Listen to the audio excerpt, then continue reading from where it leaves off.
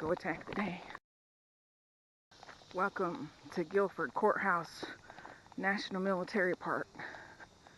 Go attack the day. This park is actually on a battleground field.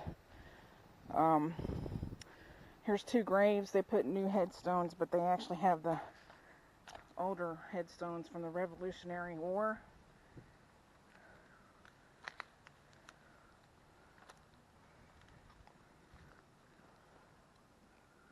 Jesse Franklin, Continental Line, Revolutionary War, 1760 to 1823. Governor of North Carolina, 1820 to 1821. Joseph Winston, Major Surrey County Militia, Revolutionary War, 1746 to 1815. There's going to be a lot of stuff that we'll show today.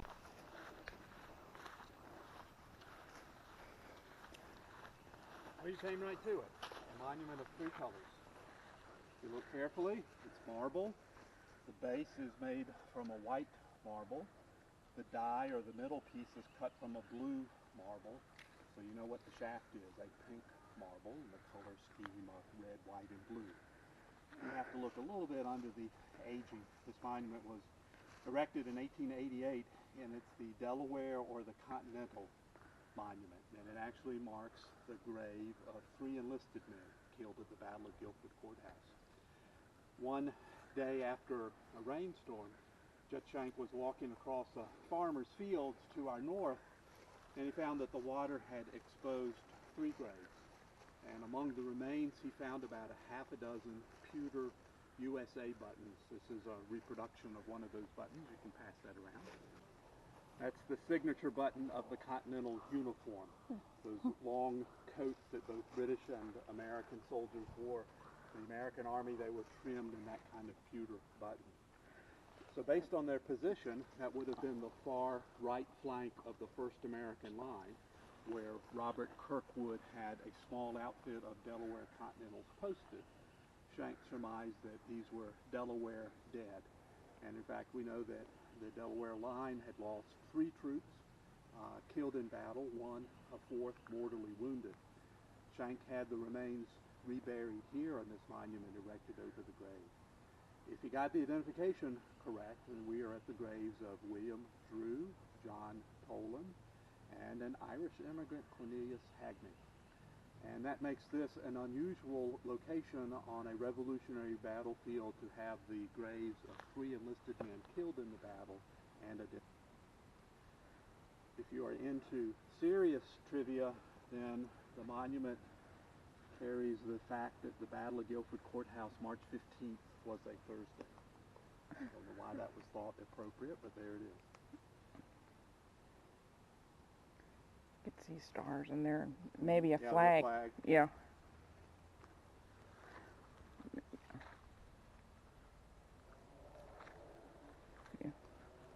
So the ground level's out. Just a reminder, we have that automobile road to cross.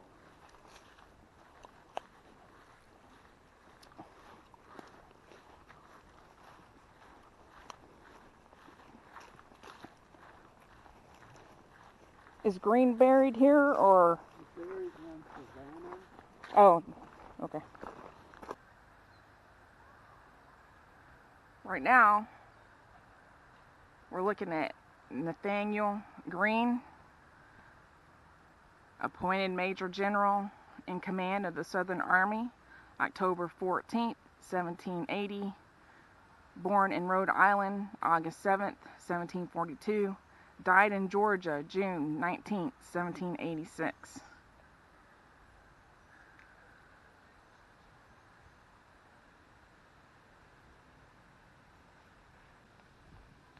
Greene is as dangerous as Washington. I never felt secure when encamped in his neighborhood, Cornwallis.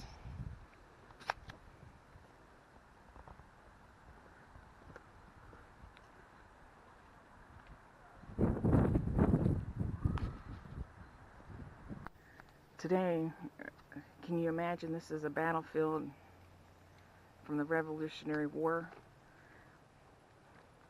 You might hear a gunshot today. Maybe an echo of one. We're actually walking up to a monument in the middle of the field area. And this is Lieutenant Stuart's sword. This is where he fell at. Well, that's what it said a little while ago on the thing.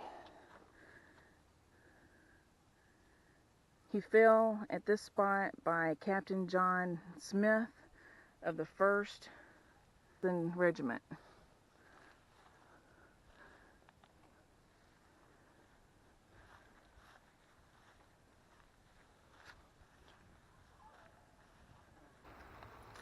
Bugler Gillies was a young teenager. He served with Harry Lee's Mounted Cavalry, Lee's Legion. And in the run-up to this battle, Lee was patrolling north of here in a settlement called Bruce's Crossroads, today's Summerfield. And he and his men were just settling down to breakfast at a farmhouse when a neighboring farmer came in and interrupted the meal, saying he had seen some of Tarleton's cavalry ride by shortly before.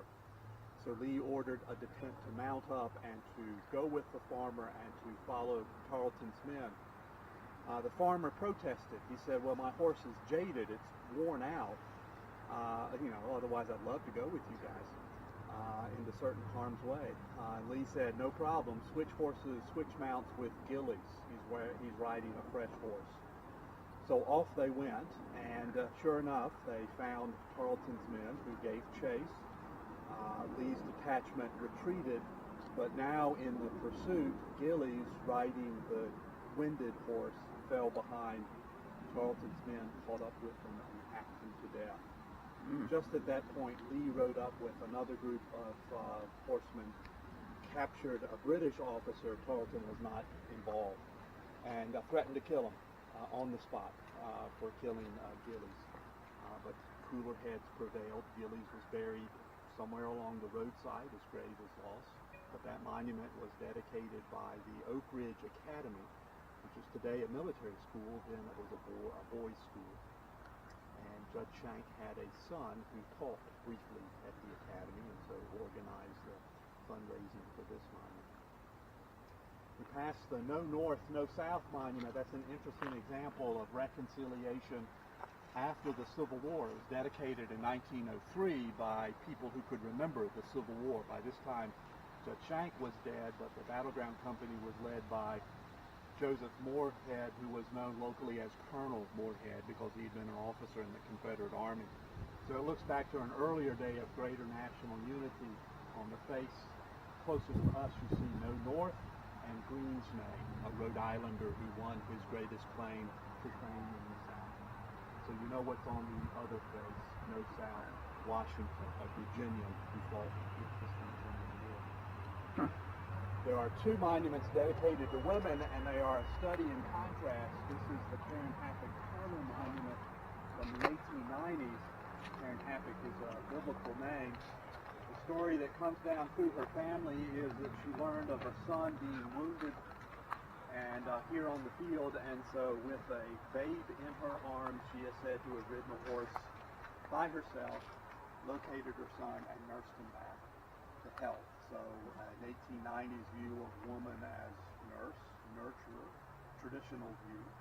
There's a spicier monument to a woman named Martha McGee Bell just through the trees there from the 1920s, a different view of women. Martha McGee Bell ran a mill along Deep River in her husband's absence. He was with the Army. After the battle, Greene's troops, or Cornwallis's troops, camped on her farmstead. Cornwallis announced his intention to take over the mill to grind corn for his men. She confronted his lordship and said, if you're going to destroy my property in any way, I will save you the trouble and burn down the mill right now. He was kind of taken aback by that feistiness. He assured her that he would protect the property but use the mill. So I guess she did burn it down. And then the monument here to James Moorhead, again, a monument to a North Carolina Continental officer. who had no real connection to the battle.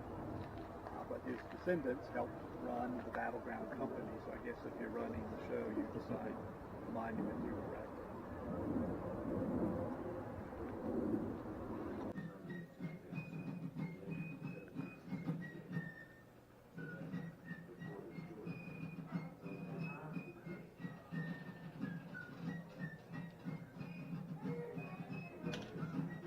The old drums, like they used. Most of these items were found on the battlefield that we were walking in.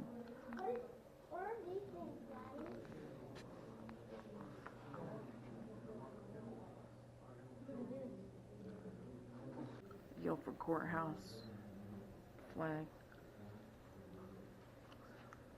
British flag. It's dedicated to those who served America in the 20th century.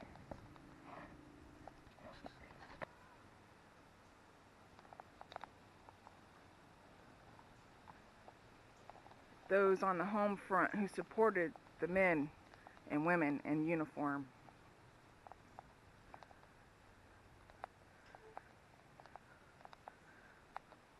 Women in service, World War II.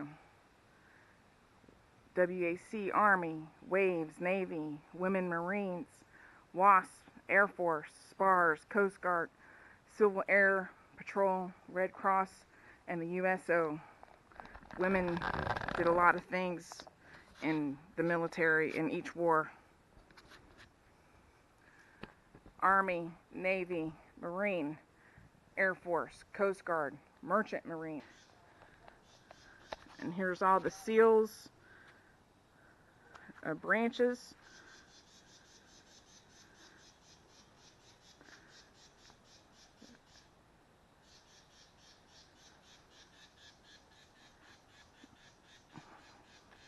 And over here are the names and flowers that someone put down. Joseph I. Frost, U.S. Marine Corps. Dad, you are not forgotten.